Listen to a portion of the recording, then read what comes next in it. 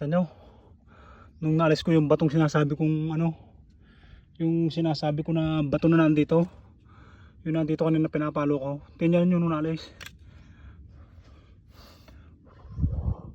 Tindi oh, kinuha ko lang yung isa, may dalawa pa. Tingnan man yung naalis yung batong sinasabi ko dito. Ang laman, ito pa oh. Ang dami nito ah. Tanggal ang pagod ko eh. Ngayon ko lang naranasan ng ganitong kadaming laman I thanks God talaga. Sobrang dami, sobrang kapal. Baka isang sako to ah. Ay hindi ako makapaniwala talaga ba, grabe ang dami. Ay, thank you Lord.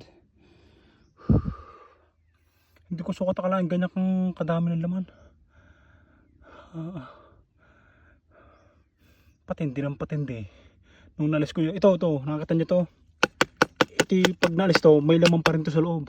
Tingnan nyo man oh. Nasa ilalim pa niya ng marami pa rin. No. Ngayon ko lang naranasan tong gantong karami. Sobrang dami talaga ba. Thank you Lord talaga.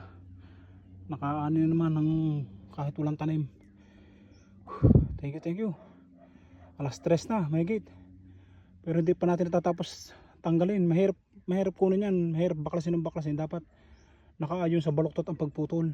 Para pag nilagay sa sako hindi magbali-bali. Gaganda.